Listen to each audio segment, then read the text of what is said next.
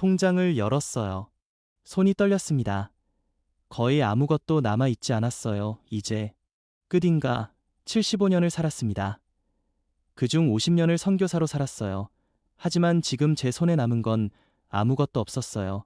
아이도 없고 아내도 떠났고 이 작은 월세방 그것뿐이었습니다. 휴대전화를 내려놓았어요. 연락할 사람도 없었습니다. 도와달라고 할 사람도 주님, 제가 잘못 살았습니까? 목소리가 떨렸습니다. 평생을 드렸는데 왜 이렇게 됐습니까? 눈물이 흘러내렸어요. 참을 수가 없었습니다. 아무것도 남지 않았어요. 빈방의 침묵만이 저를 가득 감쌌습니다. 이것이 헌신의 끝입니까?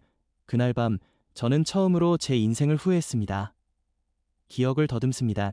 인천공항 입국장을 나서는데 다리가 떨렸어요. 한국 땅을 밟은 지 3년 만이었지만 이번엔 달랐습니다. 이전엔 휴가차 왔다가 다시 돌아갔지만 이제는 돌아갈 곳이 없었어요. 주변을 둘러봤습니다. 가족을 마중 나온 사람들이 서로 끌어안고 있었어요. 꽃다발을 든 젊은이들, 손자를 안아 올리는 할머니, 환영 피켓을 든 친구들, 그 속에서 저는 완전히 혼자였습니다. 아무도 저를 기다리지 않았어요. 공항 벤치에 잠시 앉았습니다. 낡은 여행 가방을 무릎에 올려놓고 손잡이를 만지작거렸어요. 이 가방 안에는 낡은 옷 몇 벌과 성경책 한 권, 그리고 하늘나라로 간 아내의 사진 한 장이 전부였습니다. 50년 선교사 생활의 결산이 이것뿐이라는 게 믿기지 않았어요. 휴대전화를 꺼냈습니다. 연락처에 저장된 번호는 10개도 되지 않았어요. 그나마 대부분은 선교지에서 알던 분들이었죠. 한국에는 연락할 사람이 거의 없었습니다. 후원해 주시던 교회도 이미 담임 목사님이 바뀌었고 함께 사역하던 동기들도 대부분 은퇴하거나 떠났어요. 주님, 여기서부터 다시입니까? 작은 소리로 중얼거렸습니다. 대답은 들리지 않았어요. 오직 공항의 시끄러운 안내 방송만이 귀를 스쳤을 뿐입니다. 가방을 끌고 일어섰어요. 어디로 가야 할지 막막했지만 일단 움직여야 했습니다. 지하철역으로 내려가는 에스컬레이터에 섰을 때 주변 사람들이 빠르게 지나쳐갔어요. 모두들 바빴고 자기 갈 곳이 정해진 사람들처럼 보였죠. 저만 혼자 표류하는 것 같았습니다. 기차에 올라 창밖을 바라봤어요. 익숙하면서도 낯선 풍경이었습니다. 한국은 참 많이 변해 있었어요. 고층 건물들이 즐비했고 사람들의 옷차림도 달랐습니다. 제가 떠났던 그때의 한국이 아니었어요. 그 속에서 저는 시간이 멈춘 사람 같았습니다. 기차 안에서 가방을 다시 열어봤어요. 아내의 사진이 눈에 들어왔습니다. 10년 전 하늘나라로 가신 아내였죠. 사진 속 아내는 밝게 웃고 있었는데 그 웃음을 보니 가슴이 먹먹해졌어요. 여보, 우리 결국 이렇게 됐네요. 사진을 쓰다듬으며 말했어요. 젊은 날 아내와 함께 선교지로 떠날 때만 해도 이런 결말은 상상도 못했습니다. 우리는 하나님의 일을 하면 모든 게 잘 될 거라 믿었어요. 순종하면 복을 주신다고 배웠으니까요. 하지만 현실은 전혀 달랐습니다. 3시간을 달려 강원도 한 작은 역에 내렸어요. 역 앞은 한산했고 택시 한 대만이 서 있었죠. 기사님께 주소를 보여드렸고 그분은 고개를 기웃거리더니 차를 몰기 시작했습니다. 여기 아는 분 있으세요? 기사님이 물었어요. 아니요. 처음입니다. 여기 사람도 별로 없는데 기사님의 말투에는 의문이 묻어났어요. 저도 알고 있었습니다. 이곳이 얼마나 외진 곳인지. 하지만 선택지가 없었어요. 후배 목사님이 간신히 구해준 방이었으니까요. 차는 좁은 시골길을 따라 올라갔습니다. 논밭이 펼쳐지고 빈집들이 보였어요. 해가 저물어가고 있었습니다. 이 낯선 곳에서 나는 어떻게 살아가야 할까? 드디어 목적지에 도착했어요. 낡은 다세대 주택이었습니다. 외벽 페인트는 벗겨져 있었고 계단은 삐걱거렸어요. 2층 끝방. 그것이 제가 살 곳이었습니다. 문을 열었어요. 방 안에는 정말 아무것도 없었습니다. 텅 빈 공간만이 덩그러니 있었죠. 창문으로 저녁 햇살이 비쳐 들어왔고 그 빛 속에 먼지가 날리고 있었어요. 가방을 바닥에 내려놓고 그 자리에 그대로 주저앉았습니다. 무릎을 끌어안고 한참을 그렇게 웅크리고 있었죠. 평생을 하나님께 드렸는데 남은 것이 이것뿐입니까? 눈물이 또다시 흘렀습니다. 참으려 했지만 멈출 수가 없었어요. 50년 동안 꾹꾹 눌러왔던 감정들이 한꺼번에 터져 나오는 것 같았습니다. 외로움, 후회, 두려움. 그 모든 것이 이 작은 방에 가득 찼어요. 그날 밤 저는 짐도 풀지 않은 채 그냥 차가운 바닥에 누워 천장만 바라봤습니다. 이곳에서 제 인생은 어떻게 끝나게 될까요? 첫날 밤은 잠을 이룰 수가 없었어요. 바닥이 너무 차가웠습니다. 외투를 깔고 누웠지만 추위는 뼛속까지 파고드는 것 같았죠. 새벽 5시쯤 되어서야 겨우 잠이 들었습니다. 아침에 눈을 떴을 때 온몸이 뻐근했어요. 일어나 앉아 창밖을 내다봤습니다. 안개가 자욱하게 깔려 있었죠. 이 안개처럼 제 앞날도 보이지 않는 것 같았습니다. 가방에서 성경책을 꺼냈어요. 표지가 닳아서 누렇게 변한 아내가 결혼 선물로 준 성경이었습니다. 페이지를 넘기는데 사진 한 장이 떨어졌어요. 젊은 날의 저와 아내의 사진이었습니다. 둘 다 25살쯤 선교지로 떠나기 직전에 찍은 거였죠. 그때 우리는 얼마나 희망에 차 있었는지 몰라요. 사진 속 아내의 배를 보니 가슴이 아파왔습니다. 저희 부부는 아이를 갖지 못했습니다. 결혼한 지 2년이 지나도 소식이 없었어요. 처음엔 때가 되면 자연스럽게 생기겠지 했습니다. 하지만 3년, 4년이 지나도 아이는 오지 않았죠. 아내가 걱정하기 시작했고 병원에 가자고 했어요. 저는 기도하면 된다고 했습니다. 하나님께서 때가 되면 주실 거라고 믿었거든요. 하지만 아내의 눈빛은 점점 어두워져만 갔습니다. 결국 서울의 큰 병원에 갔어요. 여러 검사를 받고 결과를 기다리는 일주일은 정말 길었습니다. 아내는 매일 기도했고 저도 함께 무릎을 꿇었죠. 주님, 아이를 주세요. 그러나 의사 선생님의 대답은 차갑게 들렸어요. 자연 임신은 어려울 것 같습니다. 그 말을 들은 아내의 표정을 지금도 잊을 수가 없어요. 세상이 무너지는 듯한 얼굴이었습니다. 진료실을 나와 복도에 앉았을 때 아내는 소리 없이 울었어요. 여보, 미안해요. 저는 아내의 손을 꼭 잡았습니다. 당신 잘못이 아니에요. 하지만 속으로는 저도 무너지고 있었습니다. 왜 하나님은 우리에게 아이를 주지 않으시는 걸까? 우리가 뭘 잘못했기에 이런 시련을 주시는 거지? 그 후로도 몇 번 더 병원에 가봤습니다. 다른 방법들을 시도해봤죠. 비용도 많이 들었어요. 당시 저희 형편으로는 부담스러운 금액이었지만 아내를 위해서, 우리의 미래를 위해서 포기할 수는 없었습니다. 하지만 결과는 매번 같았어요. 아내는 점점 말이 없어졌고 웃음도 사라졌습니다. 교회에 가서도 다른 가정들, 특히 아기를 낳은 젊은 부부들을 보면 고개를 돌리곤 했죠. 여보, 우리 입양하면 어때요? 어느 날 아내가 조심스럽게 말했어요. 저는 한참을 고민했습니다. 입양, 그것도 하나님의 뜻일까? 기도해 봅시다.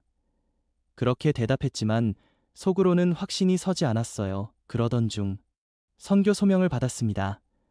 아프리카로 가라는 부르심이었죠. 교회에서도 추천해 주셨어요. 저는 이것이 하나님의 계획이라고 생각했어요. 여보, 우리 선교지로 갑시다. 아내는 잠시 망설이다가 천천히 고개를 끄덕였습니다. 그렇게 우리는 아이 없는 부부로서 선교지로 떠났습니다. 선교지에서도 아이를 갖기 위해 기도했습니다. 하지만 시간이 지날수록 그 기도는 점점 작아져 갔어요. 사역이 바빴고 현지인들을 돌보느라 정신이 없었습니다.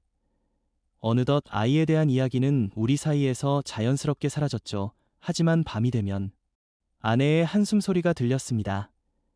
잠결에 아내가 우는 소리를 들은 적도 있어요. 저는 모른 척했습니다. 위로할 말을 찾을 수 없었으니까요. 선교지 사람들은 우리를 위로했어요. 목사님 부부는 하나님께 온전히 드려진 분들이에요. 아이 없는 것을 마치 축복인 것처럼 말하곤 했죠. 더 자유롭게 사역할 수 있다고요. 그 말이 위로가 되었을까요? 아니었습니다. 오히려 더 외롭게 만들었어요. 우리의 아픔을, 그 빈자리의 깊이를 아무도 이해하지 못하는 것 같았습니다. 세월이 흘러 20년, 30년이 지났습니다. 아내의 머리는 은빛으로, 제 허리는 굽어갔어요. 그리고 마침내 아이를 가질 수 없는 때가 왔습니다. 태무는 영원히 닫힌 것 같았죠. 지금도 가끔 생각해요. 만약 우리에게 아이가 있었다면 지금 이 외로운 방에 혼자 있지는 않았을까? 아이의 손을 잡고 늙어갈 수 있었을까? 하지만 그런 상상은 의미가 없었습니다. 하나님은 끝내 우리에게 아이를 주지 않으셨고 그 이유는 저도 아직도 모릅니다. 강원도에서의 첫 일주일은 지옥 같았어요. 방은 추웠고 먹을 것도 변변치 않았습니다. 근처 슈퍼에서 라면과 김치를 사와서 그게 하루 식사였죠. 전기장판도 없어서 밤이 되면 이불을 겹겹이 덮고 잤습니다. 그래도 추위는 가시지 않았어요. 새벽마다 추위에 깨어났죠. 이게 과연 사는 건가? 월세는 20만 원이었고 통장에 남은 돈은 100만 원 정도. 몇 달이나 버틸 수 있을까? 계산해봤지만 답이 나오지 않았습니다. 일자리를 찾아야 했어요. 동네를 돌아다니며 구인 팻말이 붙은 가게마다 기웃거렸습니다. 하지만 대부분 젊은 사람을 원했죠. 제 나이를 말하면 고개를 절레절레 흔들며 죄송합니다만 그렇게 거절당하는 게 일상이 되었어요. 처음엔 자존심이 상했지만 이제는 무감각해졌습니다. 거절해도 익숙해지는 법이더군요. 어느 날 한 식당에서 설거지 일을 구했어요. 주인 아주머니가 딱하게 보셨는지 허락해 주셨습니다. 하루 4시간, 한 달에 30만 원 드릴게요. 조건은 좋지 않았지만 선택의 여지가 없었죠. 감사합니다. 다음 날부터 일을 시작했습니다. 오후 2시부터 6시까지 점심 식사가 끝난 후에 설거지와 청소, 첫날부터 힘들었어요. 서서 일하는 게 쉽지 않았습니다. 허리가 아프고 다리가 저렸죠. 손은 뜨거운 물과 세제에 부르텄지만 그래도 참았습니다. 이 일마저 놓치면 정말 끝이었으니까요. 일주일쯤 지났을 때였어요. 접시를 씻다가 그만 떨어뜨리고 말았습니다. 와장창 소리와 함께 접시가 산산조각 났죠. 아이고, 목사님, 주인 아주머니가 놀라 달려오셨어요. 저는 황급히 조각들을 주우려 했습니다. 죄송합니다. 제가 실수를... 괜찮아요. 괜찮아.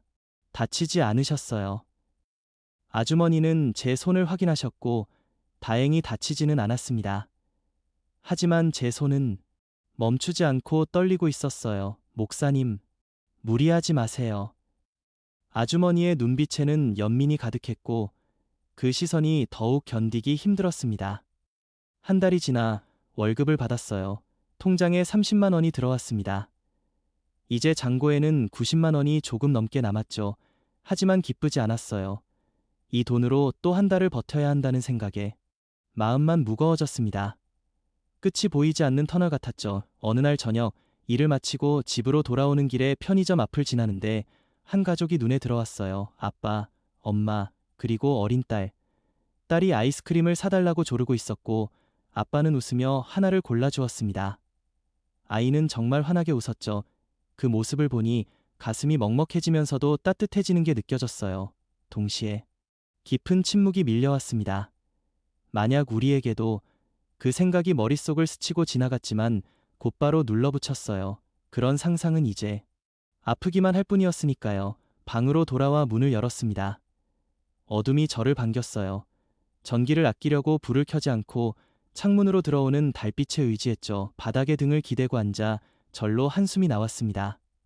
주님, 제가 잘못 살았습니까? 조용히 물어보았지만 대답은 없었어요. 언제나처럼 침묵뿐이었습니다. 50년을 선교사로 살았어요.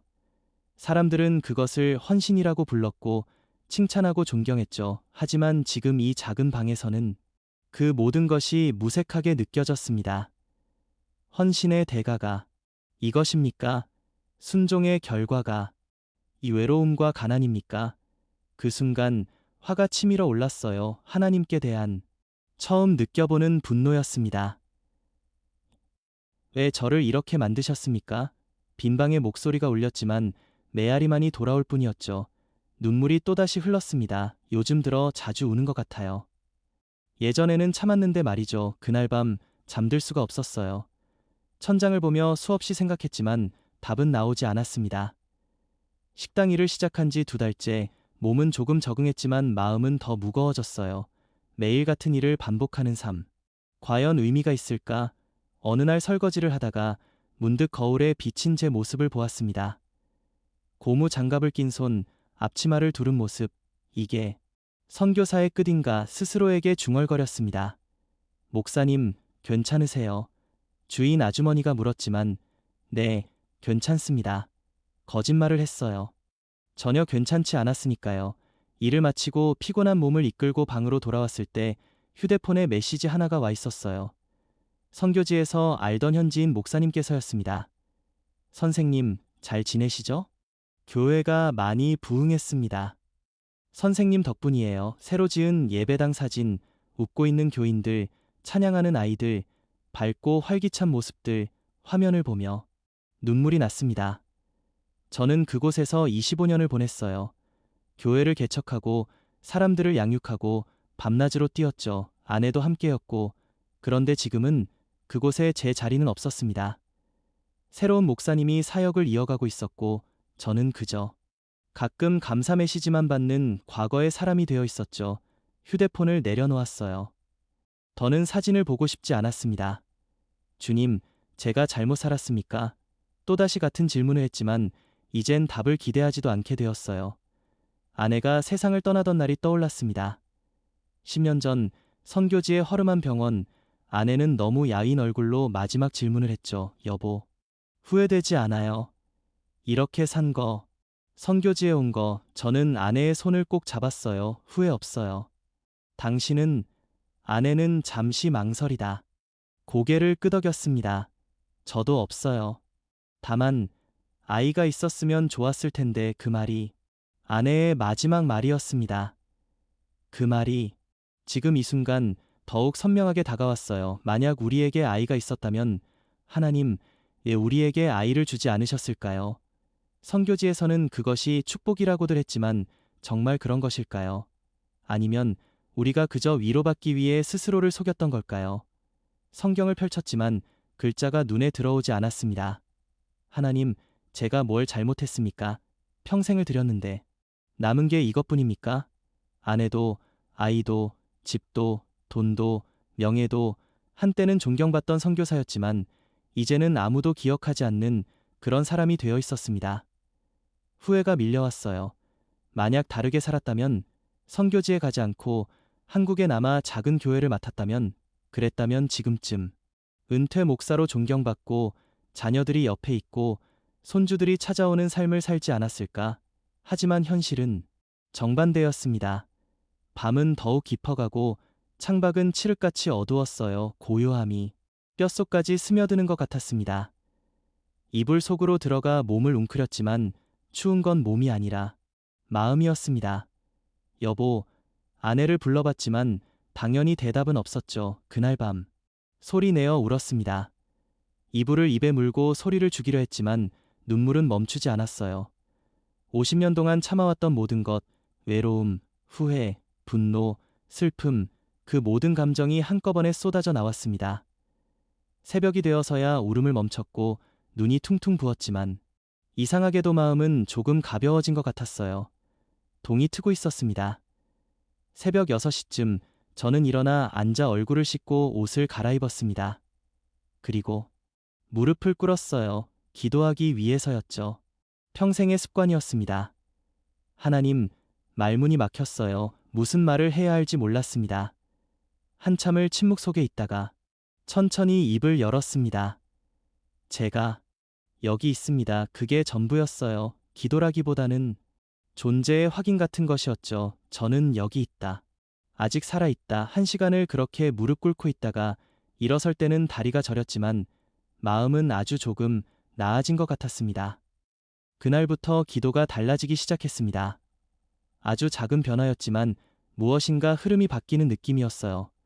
매일 아침 설거지하느라 손이 부르터도 허리가 아파도 무릎을 꿇었습니다.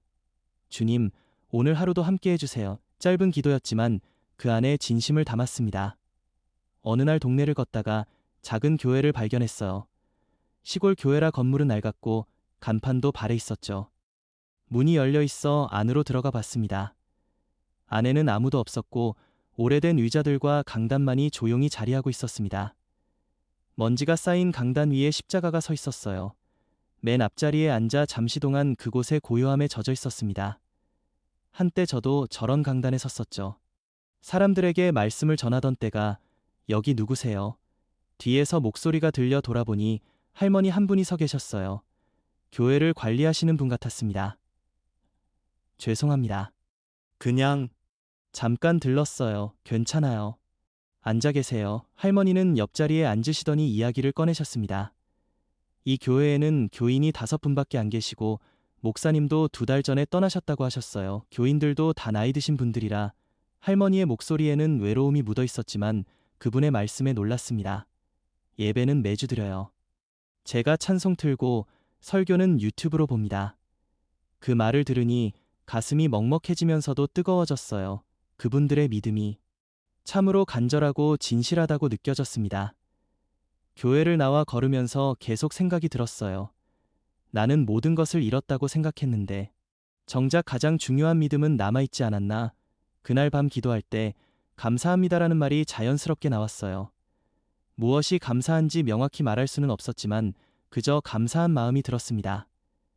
여전히 주님을 찾을 수 있어서, 기도할 수 있어서 감사합니다. 이번에 흘린 눈물은 슬픔의 눈물이 아니라 위로받는 눈물이었어요. 일주일 후 그 교회를 다시 찾았습니다. 일요일 예배 시간에 맞춰 갔죠. 안에는 정말 5분의 할머니들이 앉아 계셨습니다. 어서 오세요. 관리하시던 할머니가 반갑게 맞아주셨어요. 간단한 예배였지만 찬송을 부르고 기도하는 그 시간이 정말 소중하게 느껴졌습니다. 예배 후 한 할머니가 제 손을 잡으셨어요. 우리가 가족이에요. 자주 오세요. 그 말 한마디에 또 눈물이 나올 뻔했지만 이번엔 웃음을 지을 수 있었습니다. 그날부터 매주 그 교회에 나가게 되었어요. 할머니들과 함께 예배드리고 간단한 식사도 나누고 이야기도 했습니다. 그분들도 저처럼 외로운 분들이었지만 서로를 위로하는 마음이 가득했죠. 어느 날 한 할머니가 제게 물으셨습니다. 혹시 목사님이세요? 기도하시는 걸 들으니까 제 이야기를 조금 들려드렸고 할머니들은 경청해 주셨습니다. 그러자 다른 할머니가 말씀하셨어요. 그럼 우리한테 설교해 주실 수 있어요? 예상치 못한 부탁이었습니다. 설교요? 제가요? 저는 이제 목사님이시잖아요. 하나님의 종이시고요. 하나님의 종. 그 말이 가슴을 울렸습니다. 그렇죠. 비록 모든 것을 잃었어도 저는 여전히 하나님의 종이라는 정체성만은 남아 있었습니다. 그날 밤 오랜만에 설교 준비를 했어요. 성경을 펼치고 노트에 적고 기도했습니다. 손은 떨렸지만 가슴은 뛰었습니다. 이 작은 교회에서 5분의 할머니들 앞에서 다시 강단에 서게 될 줄이야. 작은 교회에서 설교한 지 한 달이 지났을 때쯤 휴대폰에 모르는 번호로 전화가 왔습니다. 김 선교사님 맞으십니까? 저는 춘천에서 목회하는 이연수 목사입니다. 선배님께 연락처를 받았어요. 저희 교회에서 선교 주일 행사를 준비 중인데 혹시 선교사님께서 간증을 해주실 수 있을까요? 간증이요? 제 이야기를 누군가 듣고 싶어 하다니 제 이야기가 도움이 될지 모르겠습니다만 꼭 와주세요. 청년들이 선교에 대해 알고 싶어 해요. 결국 승낙했습니다. 일요일 저녁 춘천으로 가는 버스를 탔습니다. 교회는 생각보다 컸고 100명 가까운 사람들, 특히 젊은이들이 많이 모여 있었어요. 목사님의 소개가 끝나고 제가 강단에 섰을 때 다리가 떨렸습니다. 마이크를 잡고 심호흡을 했죠. 안녕하세요. 저는 김 선교사입니다. 목소리가 떨려서 처음부터 긴장한 티가 났어요. 오늘 제가 나누려는 이야기는 화려하거나 성공한 이야기가 아닙니다. 그저 한 사람의 평범한, 때로는 실패처럼 보일 수도 있는 인생 이야기예요. 청년들의 시선이 집중되었습니다. 젊은 날의 소명, 아프리카로의 떠남, 선교지의 기쁨과 어려움, 그리고 아이를 갖지 못한 아픔, 아내를 떠나보낸 슬픔, 그리고 지금의 외로움과 가난까지 숨김없이 이야기했습니다. 제 인생은 실패처럼 보일 수 있습니다.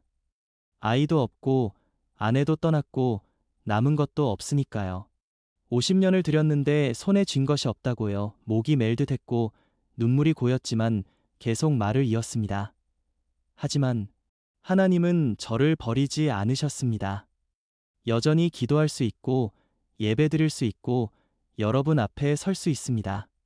그 자체로 감사합니다. 간증을 마쳤을 때 예배당은 조용했고 여기저기서 흔드는 소리가 들렸어요. 예배 후 많은 청년들이 다가와 제 손을 잡았습니다. 선교사님, 이야기 감동했습니다. 진짜 신앙이 뭔지 알 것 같아요. 저도 선교 가고 싶어요. 그들의 눈빛이 반짝이고 있었습니다. 제 실패처럼 보이는 이야기가 누군가에게는 감동이 되고 도전이 될 수 있다는 것을 깨달았습니다. 집으로 돌아오는 버스 안에서 창밖의 어둠을 보며 생각에 잠겼습니다. 제 인생이 정말 의미 없었을까? 어쩌면 이런 순간들을 위해 하나님께서 저를 남겨두신 건 아닐까?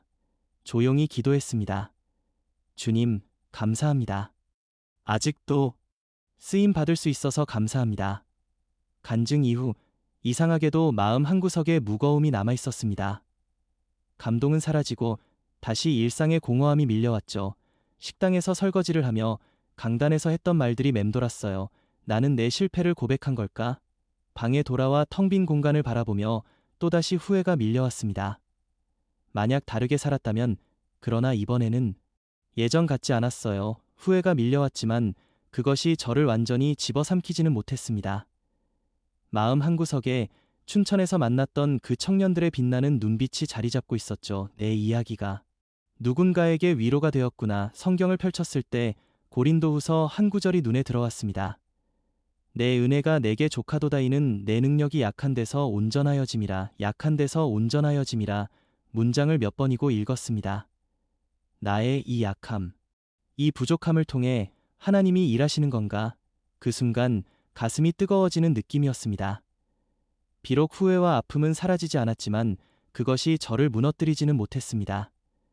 그날 밤 기도할 때 이렇게 말했어요. 주님, 후회가 또 왔습니다. 아직도 이해되지 않는 게 많아요. 하지만 포기하지 않겠습니다. 주님을 원망하지 않겠습니다. 그 말을 하는 순간 오히려 마음이 가벼워지는 게 느껴졌습니다. 주님, 내일도 함께 해주세요. 잠들기 전 드리는 기도가 이제는 진심으로 다가왔습니다. 그 일이 있고 나서 저의 일상은 조금씩 변하기 시작했습니다. 간증 요청이 여기저기서 들어오더군요.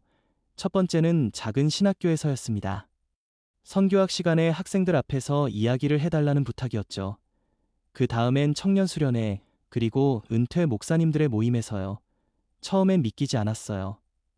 제 이야기를, 이 실패와 아픔의 이야기를 누군가 진심으로 듣고 싶어 한다는 게, 신학교 강의실에 섰을 때 20명 남짓한 학생들의 젊고 진지한 얼굴이 저를 바라보고 있었습니다.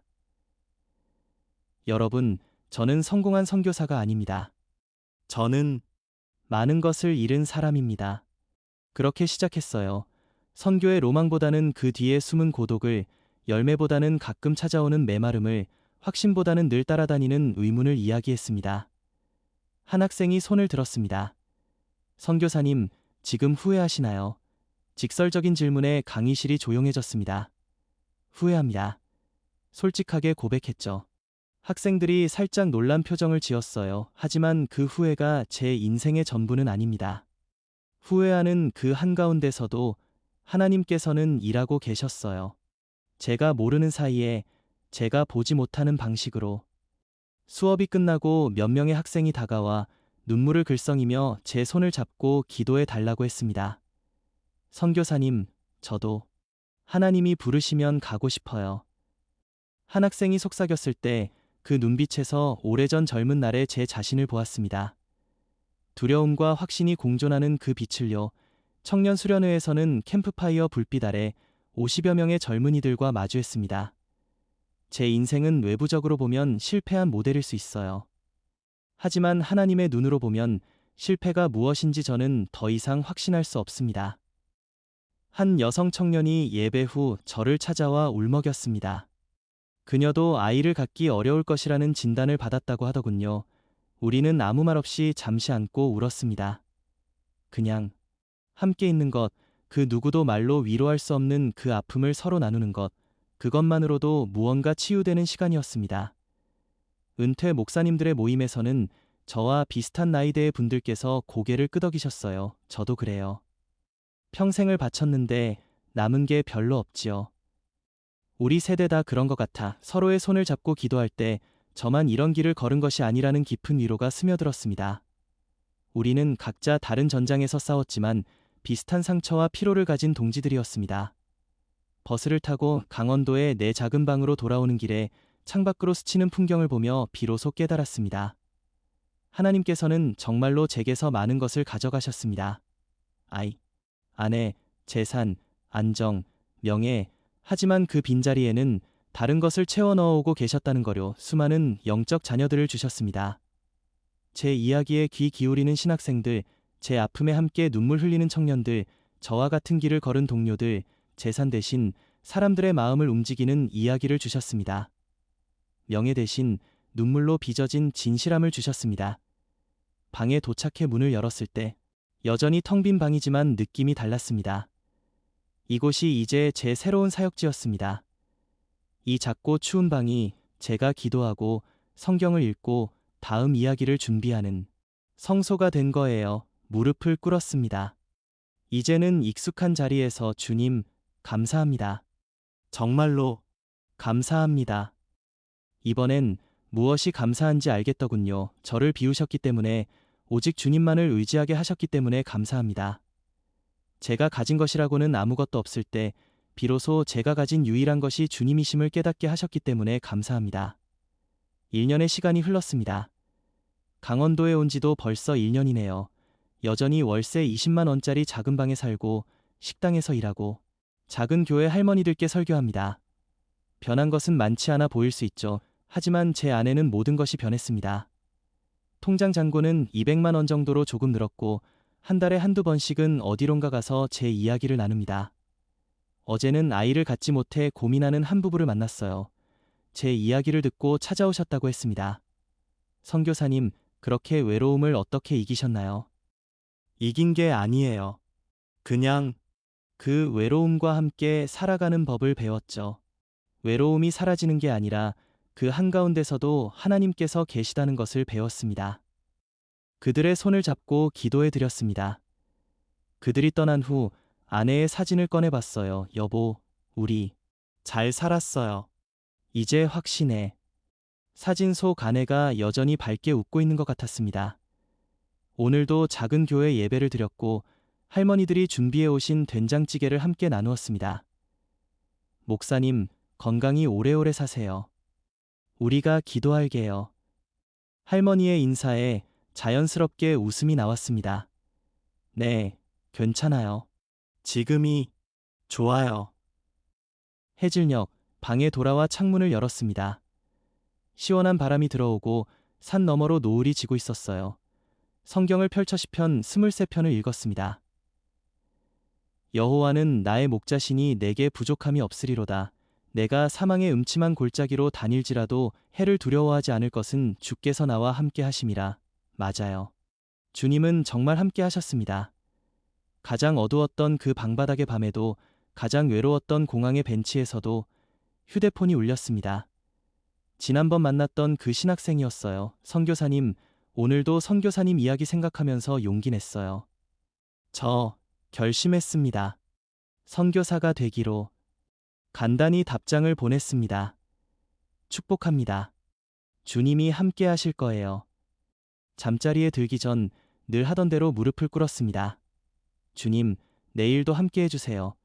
제가 숨쉬는 그날까지 이 지극히 작고 보잘것없는 이야기라도 주님의 이야기를 전하는 데 쓸 수 있게 해주세요. 그 기도를 마칠 때쯤 깊은 평안이 찾아왔습니다. 작은 방, 외로운 삶, 비어있는 손, 하지만 이 모든 것이 이제는 더 이상 부족함이 아니라 오히려 가득 채워진 은혜의 그릇처럼 느껴졌습니다. 이야기가 필요한 누군가에게 이 작은 간증이 희망의 씨앗이 되길 바랍니다. 감사합니다.